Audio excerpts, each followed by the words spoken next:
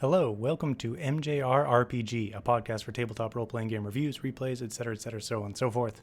This is a narrative replay for the Japanese Call of Cthulhu scenario, Kamigami wa Denshi Drug no Yume o Miruka, or The God's Dream of Digital Drugs, written by Byoushin of the INT no Giseisha Taku, or Victims of INT group. I ran it a few months ago with some folk on the Good Friends of Jackson Elias Discord server, and still think about it from time to time. It was a fun one. You can find links in the show notes to the written version of this replay on mjrrpg.com. Warning that this replay is full of spoilers. If you are at all wanting to play this scenario someday, I would suggest not listening any further, but do check out the spoiler light section of the review. As always, link in the show notes. And now, on to Do God's Dream of Digital Drugs.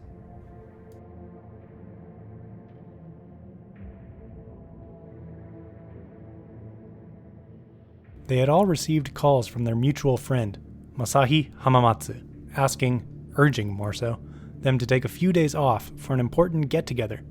He had something to show them, something that would change their lives. Though knowing Hamamatsu as prone to exaggeration, they did as he said, more looking forward to meeting him and each other and getting a few days away from the everyday grind. Masahi could be eccentric, but he had always been there for them whenever things got hard, and without him the four of them likely wouldn't have stayed friends after high school. Coming off of work, the programmer, Akira Kubo, was the first to arrive at the venue Hamamatsu indicated for their meetup, a little underground live bar, headlining an electro-punk jazz band he'd never heard of. Definitely something Masahi would have chosen though. As an EDM producer, he had an eclectic taste in music. Akira sidled up to the bar, people watching to pass time while waiting for the others. He could have come earlier, his schedule certainly allowed it, but the pianist, Majima Yuto, preferred to take his time. 9 to 6 jobs are for other people, normal people. Artists, like Majima and Masahi, worked in schedule with their muse. Of course, Majima happily accepted an excuse to shelve that muse for a few days. Spotting Akira at the bar, Majima slipped through the crowd to greet his friend. Itsumi Makino, always worried about taking days off. You could never be sure their quest would go through, and even if it did, you could always be called in. Nevertheless, Itsumi gladly stowed his uniform, locked up his revolver, and left the police station excited for a few days with the boys. Ideally not having to worry about wrestling any drunks or filing missing item reports. Finding Majima and Akira at the bar brought a smile to his face, even if the noise grated a tad. Bleary-eyed Daiki Sato stumbled into the venue last, still in his suit, smelling of sweat and cigarettes. At least he'd loosened his tie, letting his brain know that, finally, the workday was over. And unlike most days, he could finally relax for more than a few hours. A part of him felt a perverse sense of guilt about not catching the train back home, preparing tomorrow's lunch, and passing out to catch just enough sleep to wake up in time to catch the train back into the city. No, tonight heralded 2 days of absolute freedom. Daiki stumbled past his friends, ignoring their salutations until he'd ordered, downed, and reordered a whiskey. Then, Masahi Hamamatsu sauntered up to them, clapping shoulders. He told them how happy he was to see them, and how excited he was to spend time with them. They found tickets pressed into their hands. The Roppongi Hills Music Festa, it read, dated the day after tomorrow. Masahi said he was involved in the event's planning, and knew there would be a performance he needed them to see. A performance that would change their lives. He didn't answer any of the questions they bombarded him with. Laughing, he simply said they had to see it to believe. The Hills Music Festa, HMF, rang some bells. It had been on the news, not just because it was the biggest tech-focused music concert in Japan, but because it had been on the receiving ends of protests and threatening demands for it to be cancelled. Tokyo politicians and police denounced the threats, vowing the event would go ahead with tightened security. When asked about the protests, Masahi half laughed, half scoffed. Cowards, he simply said. At the best of times, Masahi tended towards distraction, and so none of them questioned the earbud trailing into his sweater. Odd, certainly, to listen to music while at a live show, but Masahi was Masahi. They did note that even more than usual his eyes wandered, his sentences trailed off, he missed conversation cues. When pressed if he felt alright, he replied he was doing just great, and just so glad that they were with him. Then he stabbed a pen into his neck. Itsumi rushed forward to catch Masahi as he fell, wrestling with him to pull the pen out as Masahi seemed to be trying to jam it further in. As Masahi's strength waned, Itsumi removed the pen from the ragged wound, blood spilling out between his fingers. The others, getting over their shock, called an ambulance. Akira spotted Masahi's phone having tumbled from his pocket, lying in a growing pool of blood. Earbuds still jacked in. No sound, though. The phone glitched out when he tried to open it, but with a bit of finesse, he managed to at least power on the screen, and saw that Masahi had been listening to a song titled Tristan. The phone was rapidly dying. Afraid the blood would corrupt its data storage, Akira quickly dismantled the phone. It did indeed appear damaged, but with a bit of work he thought he might be able to recover some of the hard drive. Despite Itsumi's best efforts, by the time the ambulance arrived, Masahi was dead. Seeing people die no longer shocked Itsumi, but a friend going cold under his hands still did. Police questioned the group for a time, but besides having Itsumi fill out some extra paperwork, with the promise of much more come his next workday, they released the group from the station. A colleague of Itsumi, Detective Gakuto, followed them out though, and between puffs of his cigarette, told them that Hamamatsu's death seemed familiar. 4 other individuals directly related to the HMF had died recently. The police conducted an investigation, indeed technically were still investigating, but all the deaths were clearly suicide. Busy with other matters, least of which preparing security for the HMF itself, the police chalked up the suicides to work pressure. The case essentially shelved.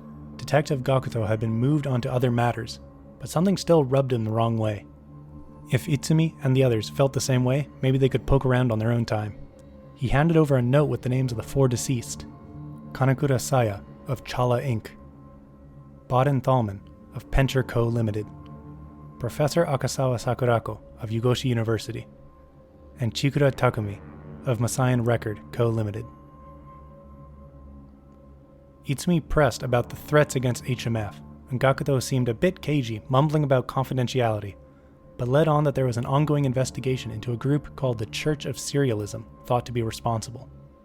He warned the group off for now, and even though the serialists seemed like peaceful enough new religion loonies, they should leave the church to the police, just in case they did turn out to be dangerous.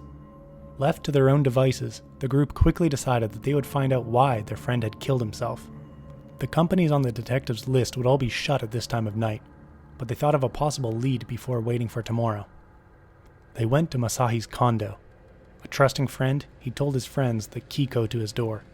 Sparsely furnished and relatively neat, with the exception of Masahi's work area.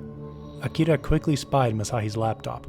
Password locked, but Akira knew he could fix that. As he worked, the others rifled through Masahi's mess. Mostly work-related, compositions and abstract notes. Amongst the chaff, they found a calendar marking a date a month past, a meeting, with all the suicide victims. They also found a black business card, marked with the name Church of Serialism, and a USB with the tag Tristan taped to it. Akira cracked the password.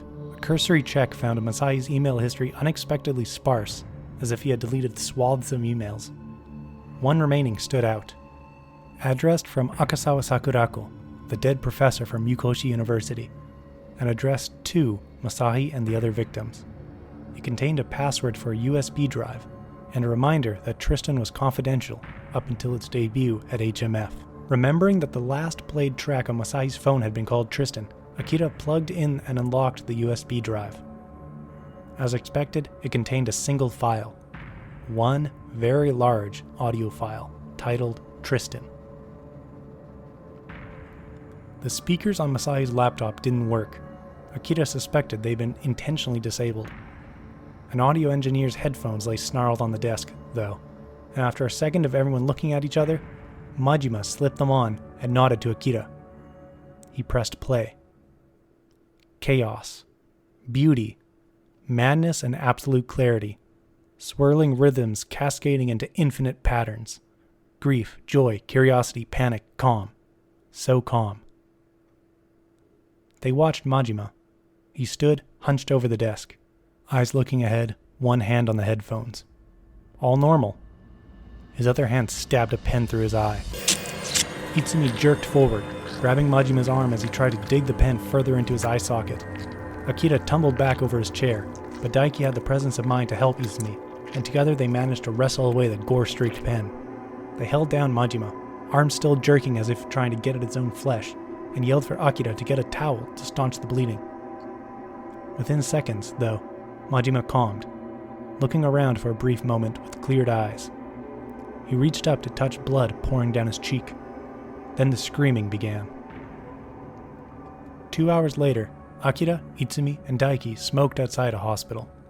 Majima was stable, and he would be held at least overnight. The doctors, of course, wanted him under observation for weeks, but in his few moments of consciousness and clarity, Majima demanded he be released as early as possible. They'd meet him in the morning outside the hospital and decide where to go. And so they returned to their homes. Akira spent the night fretting over Masahi's phone, trying to salvage anything from the storage unit. Itsumi went over the names of the victims before turning in for the night, doing some brief searches of the companies to get a head start tomorrow. Daiki kicked off his shoes, marched through his one-room apartment, and without changing or bathing, collapsed on his futon and promptly passed out. And Majima dreamed through drug-induced sleep of a song he could barely perceive, but knew he'd never be rid of.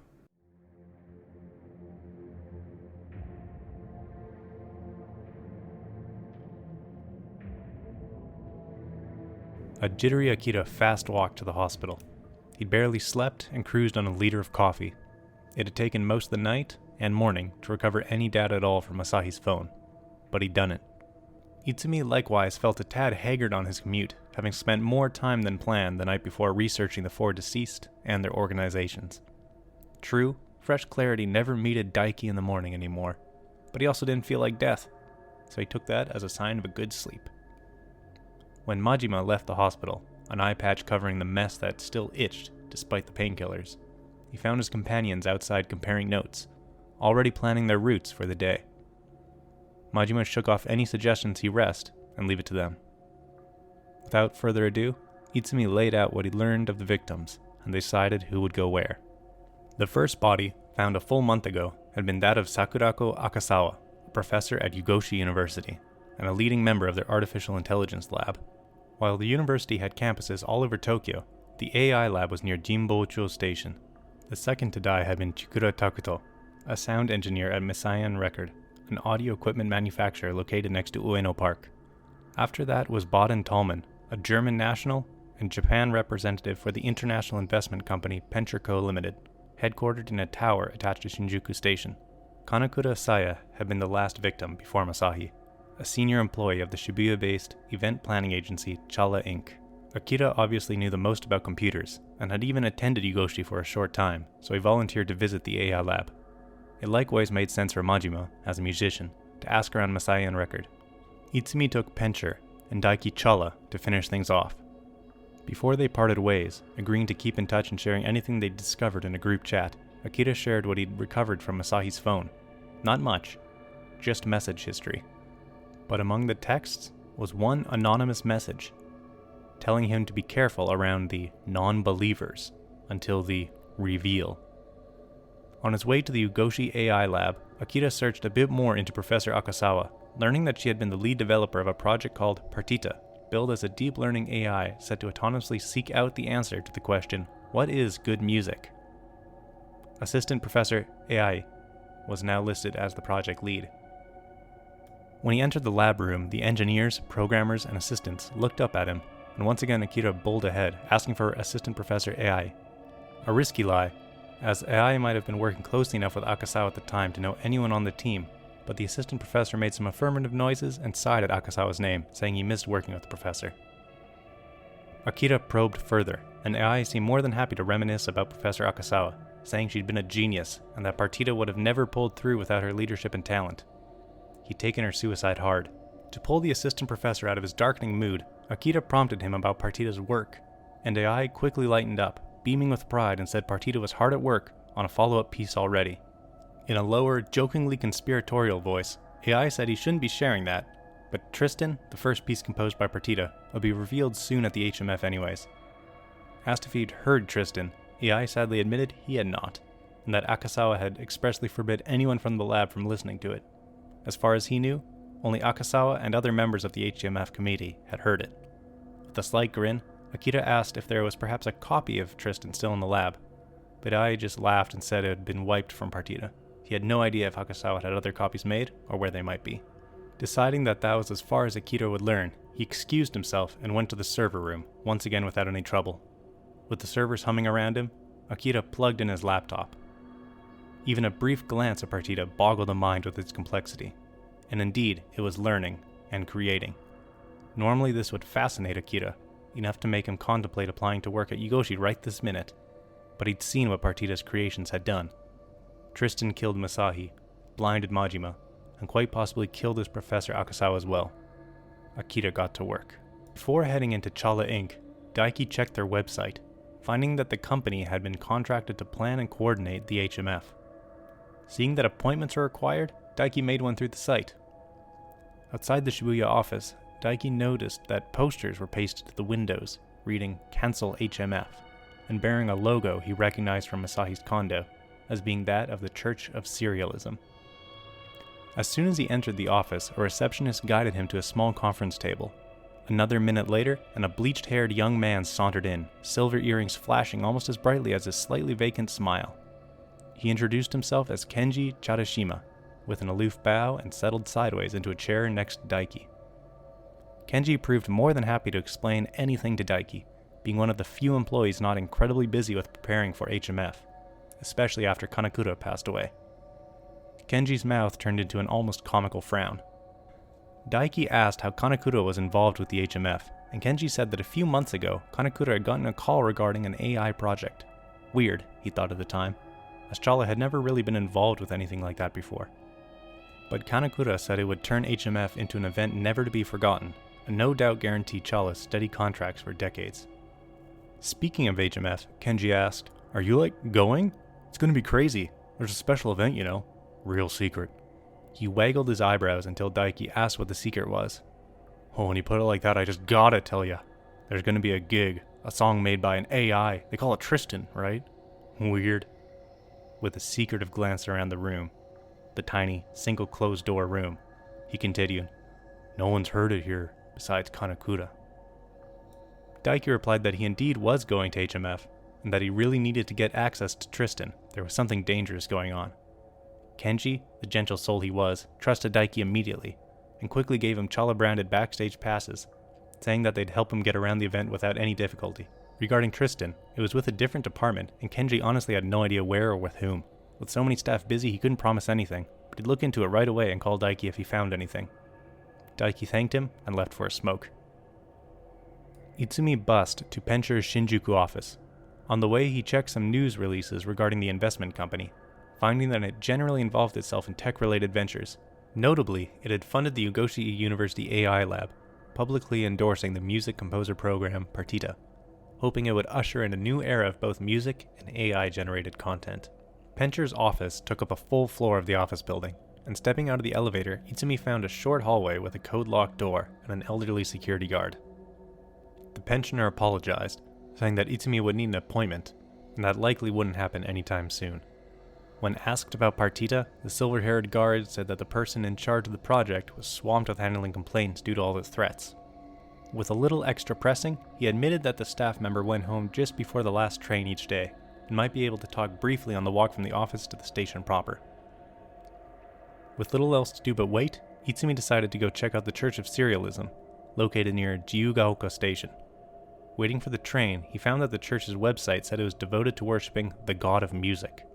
Business registry sites also showed that the church financed various live houses, concert halls, as well as sound equipment and recording companies. Altogether, the church seemed to be entirely peaceful, and even a rather successful business, with no history of incidents up until the threats against the HMF. And just as he got seated on the train, a news article dropped in his feed. 2 hours earlier, police had raided the church, arresting the whole of the congregation. By the time Itsumi got there, an altogether nondescript building that fit in with most offices around it, only a pair of officers stood outside. After telling them that he was off duty doing some extracurricular work for Detective Gakuto, they let him in. The worship hall was empty, scattered papers on the floor, and there was only a single door at the back of the hall. Itsumi rifled through the papers, finding them to be scriptures, most detailed serialism's devotion to the god of music and promoting musical art among all of humanity. Harmless.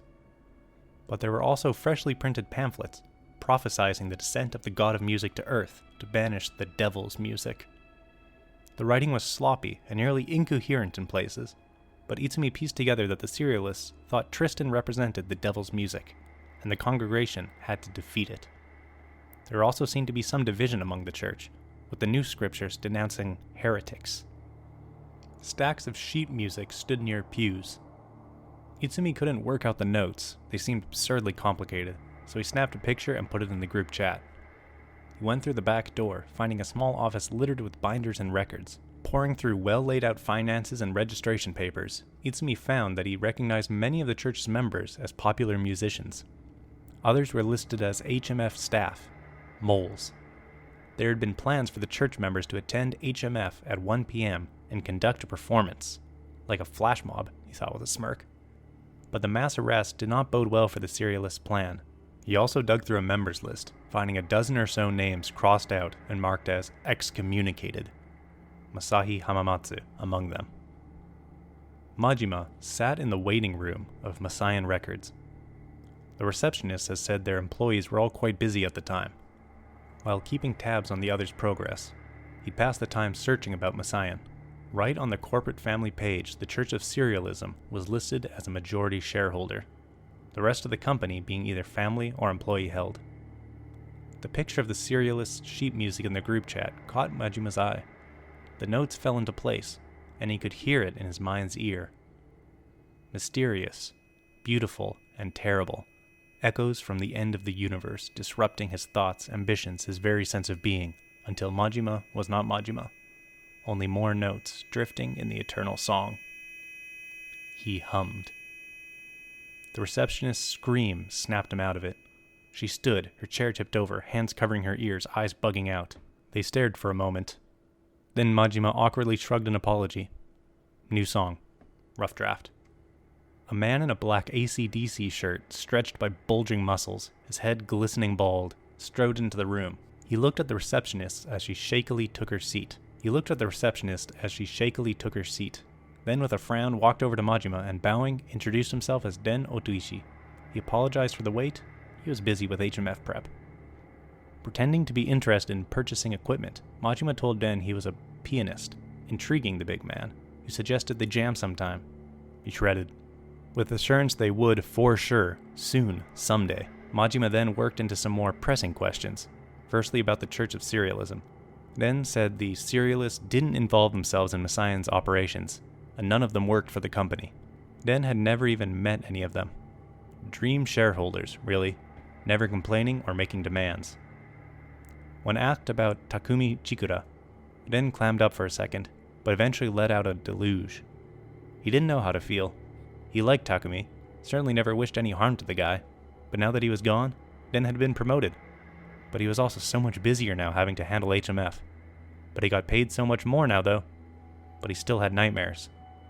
Takumi at his desk, nodding along to whatever played in his earbuds, all the while stuffing pen after pen into his eyes, mouth, ears.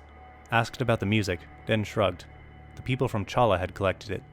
Confidentiality, or something. But Den still thought the music had something to do with Takumi's death. Majima thanked Den for his time and promised to call in the jam session. Den shredded his air guitar.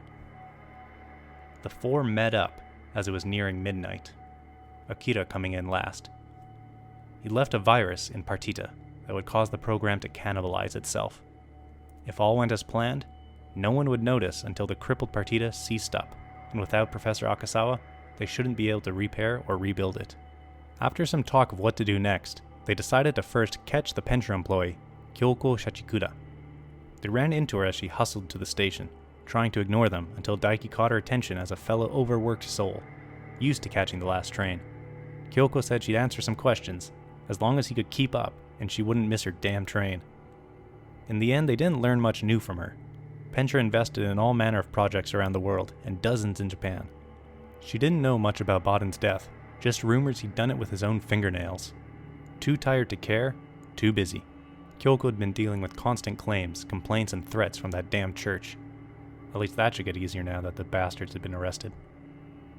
Midnight approached. They had some idea what would happen tomorrow.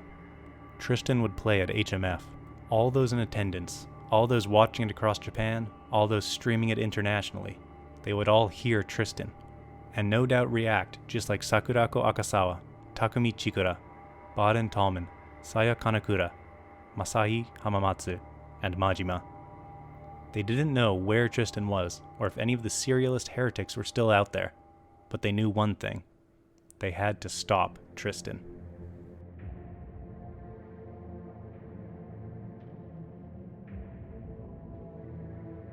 Midnight passed, and though tired, Itsumi thought there was still more they could do before HMF kicked off in the morning. With a call to Detective Gakuto, he might be able to weasel into interrogating one of the arrested serialists, and it might be worth staking out the HMF grounds. Majima and Akira agreed, and though Daiki wanted little more than to make most of his day off and go to sleep relatively early, he would follow along. Luckily, Detective Gakuto worked nights and gladly volunteered to join Itsumi and guarantee an interrogation. The suspect seemed an ordinary man, late 30s, musician. He looked haggard, and at first didn't answer Itsumi's questions, just shook his head, saying he'd explained everything already so many times that no one listened. But Itsumi would listen. He told the serialist he knew about Tristan, he knew about the heretics, he knew about HMF. The serialist nearly sprang out of his chair. He begged Itsumi to stop it. Tristan was the devil's music, it would destroy them all. Itsumi calmed him down, asking in particular how to stop Tristan. The serialists had been planning to play a song from their god at the HMF to counter Tristan. They didn't know if it would work, and well knew it would be dangerous, but what else could they do? The HMF organizers wouldn't cancel, the financing company wouldn't pull the plug, and the police wouldn't listen. When asked about the heretics, about Masahi, the man snarled. The fools thought the devil's music was from God. Blasphemy. Masahi was the worst among them. He'd heard the music, and knowing what it was, still pushed ahead to broadcast it to the whole world. Though, if it hadn't been for Masahi being involved in HMF, the church might have never learned about Tristan at all. God be praised for small miracles. Itsumi showed the suspect the member list he'd found at the church, and also had Detective Gakuto check which members had been arrested. Between the three of them, they narrowed down 2 members that had slipped through the police and were known to be heretics. The suspect told Itsumi to be careful. Those 2 thought they carried out the will of God. They wouldn't let anyone stop them easily. Leaving the police station, Gakuto said he wouldn't be able to have the event cancelled or even Tristan stopped, not just based on the words of a jailed cultist. But knowing that 2 possibly dangerous serialists were still on the loose, he'd be able to keep more officers on the lookout and loop Itsumi into the command structure. If he spotted anything untoward at HMF, he could call on the officers and they'd know who he was. Parting ways, Itsumi met back up with the others and drove down to the HMF site at Roppongi Art Hills Complex, stopping on the way to pick up his well-worn bokuto. The heavy wood felt good in his hands, though he hoped it wouldn't be necessary. The Art Hills Complex had a couple people walking through on their way home or to night work, but otherwise it was silent. A public place. There wasn't anything impeding their wandering around, but nothing had been set up yet. With little else to do, they decided to camp out in Itsumi's car. They woke early as the first trucks pulled in and started unloading equipment. With the Chala ID badges, they could wander around the stages and equipment areas without any problems. Tristan's unveiling would be held at the main stage in front of the Hotel Grand Continental, a towering structure of reflective glass. As more and more people poured in, stages took form and booths for souvenirs and refreshments sprang up.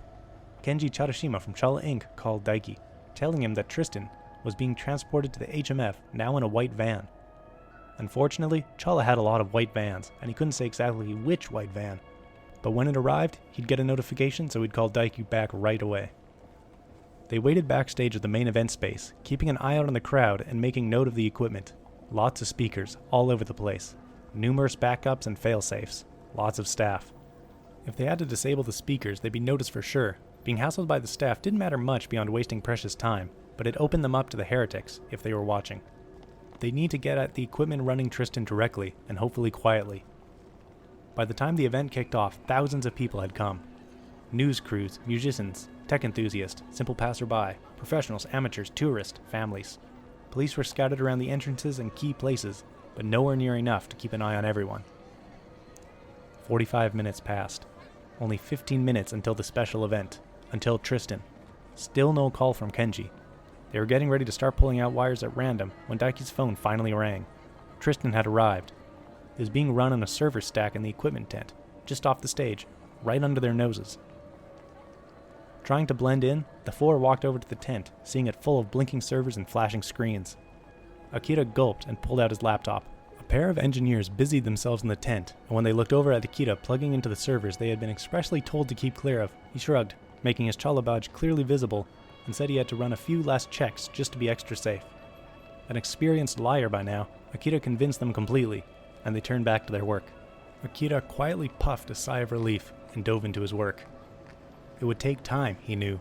Tristan had spilled out of its USB drive all over the servers. It seemed to even be searching for a way out. He'd need to hunt it down, and he might be able to delay it a little bit, but it would take time. The announcers' voices rang out, giving a 5-minute countdown.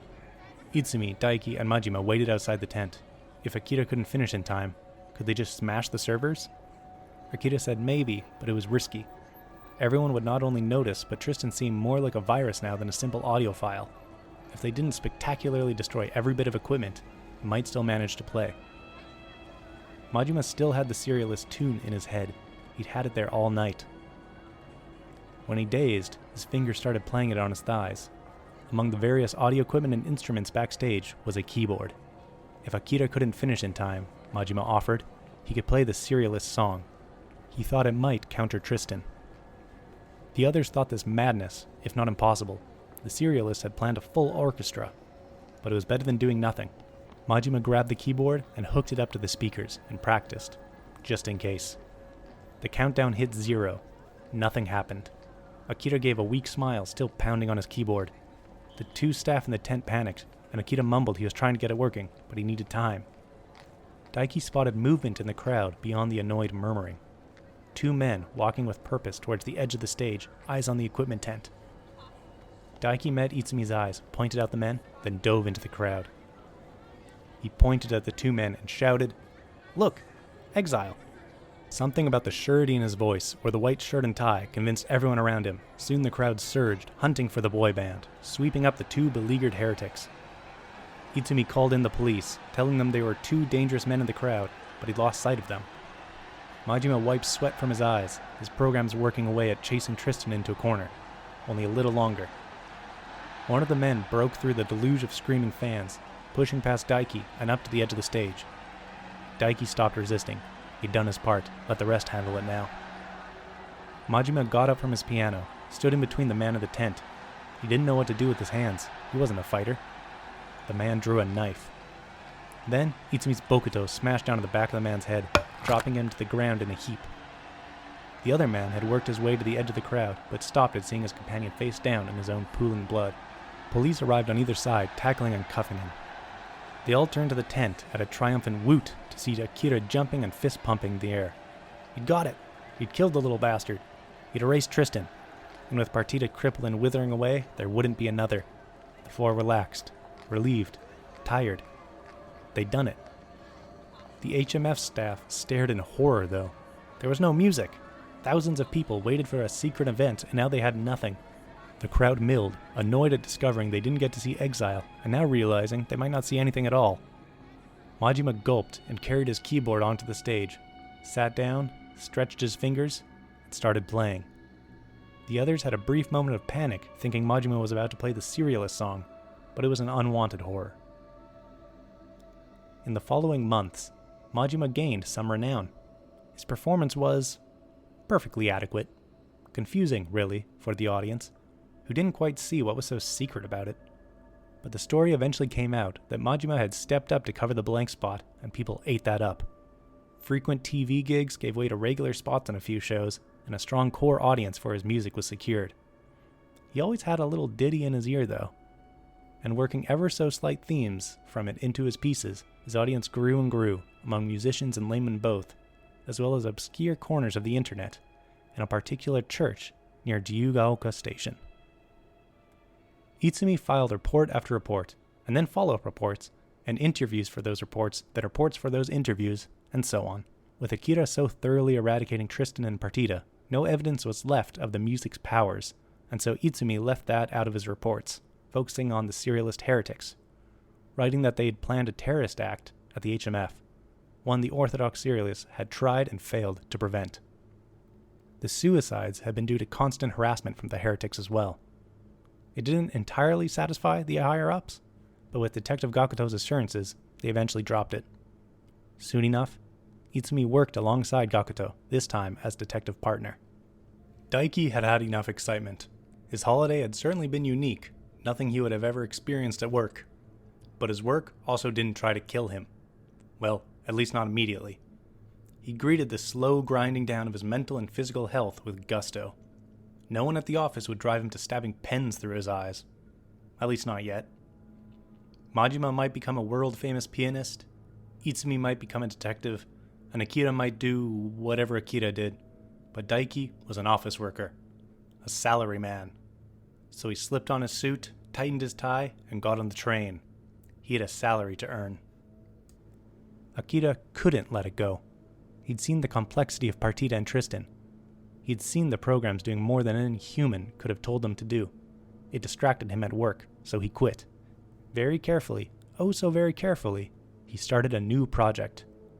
The others had forgotten something, and Akira had turned out to be a pretty good liar. He'd pocketed the USB drive in Masai's apartment after Majima had listened to it. Akira didn't listen to it, of course, but analyzed it, searching around on the darker corners of the internet, and even got a gig at Pensure. Someone must have known this would happen. It must have been intentional. He'd find out who had made Tristan. All the while, the song sat on the USB drive, waiting. Music is made to be listened to.